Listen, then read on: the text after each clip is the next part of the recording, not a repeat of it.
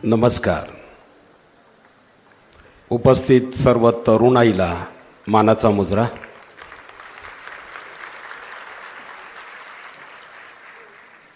जागतिक मराठी अकादमी, Storytel India या संस्थांच्या वतीने आपलं मनापासून स्वागत.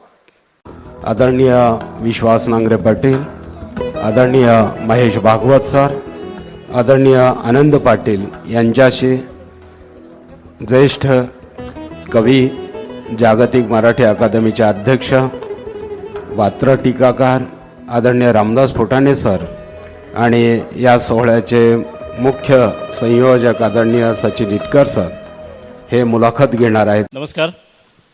मी पुनश्च एकदा आपल्या सर्वांचं आज या ठिकाणी विश्वास नांगरे पाटील, महेश भागवत आणि आनंद पाटील हे प्रत्येक मराठी माणसाला ज्यांच्याबद्दल अतिशय अभिमान वाटतो, त्यांच्या कर्तृत्वाचा, अनेक तरुणांनी ज्यांच्याकडनं प्रेरणा घेतली आणि आपलं करिअर हे यांच्याकडे पाहून आपल्याला प्रशासनामध्ये करिअर करायचा असा पण केला, अशा सर्व विद्यार्थ्यांचं या ठिकाणी प्रचंड मोठ्या संख्येने उपस्थित असल्या आपल्या सर्वांचं मी मनपूर्वक या ठिकाणी स्वागत करतो. आज राष्ट्रीय युवक दिन आहे. राष्ट्रीय युवक दिनाच्याही आपल्या सर्व तरुण मित्रांना या ठिकाणी शुभेच्छा देतो. स्वामी विवेकानंदांच्या जयंती आहे. त्यांचं एक खूप चांगलं कोटेशन आपल्या सर्वांना माहीत आहे.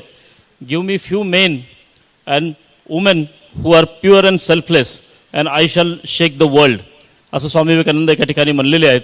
मला वाटतं की त्यांच्या स्वप्नातले जे काही फ्यू मेन्स होते ते आज या ठिकाणी व्यासपीठावर उपस्थित आहेत आणि त्यांच्या कर्तृत्वाने त्यांनी आज आपल्या महाराष्ट्राचं नाव पूर्ण देशामध्ये अनेक विविध उपक्रम, अतिशय चांगले उपक्रम राबवून संपूर्ण देशामध्ये महाराष्ट्राचं नाव खूप मोठं केलेलं आहे.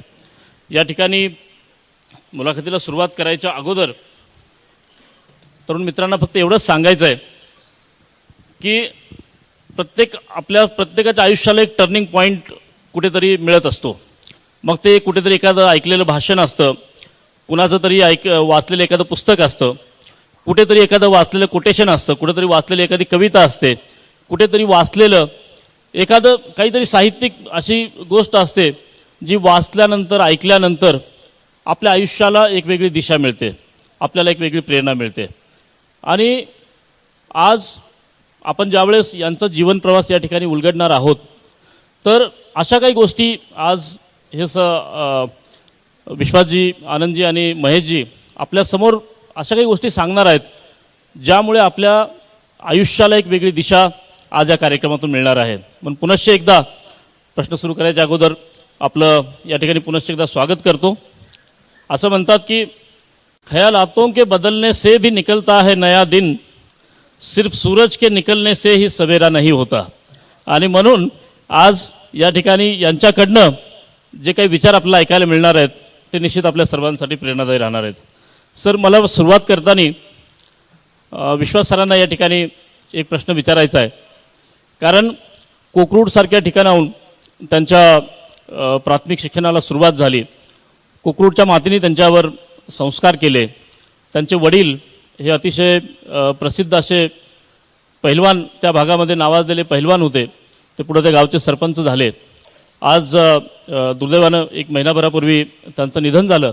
परंतु त्यांच्या आयुष्यावर त्यांच्या वडिलांच्या विचारांचा आणि संस्काराचा प्रचंड मोठा पगडा आहे आणि त्या विचारातून प्रेरणा घेऊन त्यांनी त्यांच्या करिअरला सुरुवात केली. आणि आज हा त्यांचा प्रवास कोकरूड ते भारतीय प्रशासन सेवेमधले IPS सारखी आज त्यांनी मिळवलेलं IPS मधलं यश आणि त्यानंतर पोलीस सेवेमध्ये त्यांच्या विधायक कामांनी त्यांनी संपूर्ण महाराष्ट्रामध्ये एक नांगरे पॅटर्न हा तयार केलेला आहे. तर सर, जरा थोडासा याबद्दल आपलं जीवन प्रवास आपण या ठिकाणी आम्हाला उलगडून दाखवावं अशी आपलं विनंती आहे.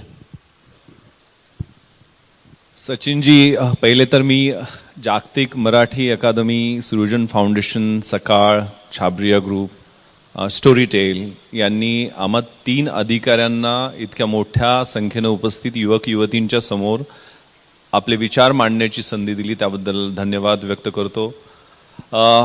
आपला जो पहिला प्रश्न आहे त्याचं मी थोडक्यातच उत्तर देईल. त्याच्या अगोदर स्वामी विवेकानंदांना अभिप्रेत असणारी जी युवा वर्गाची शक्ती आहे ती समोर दिसते, ज्यांच्या चेहऱ्यावर तेज आहे, ज्यांच्या मनामध्ये Sample complete.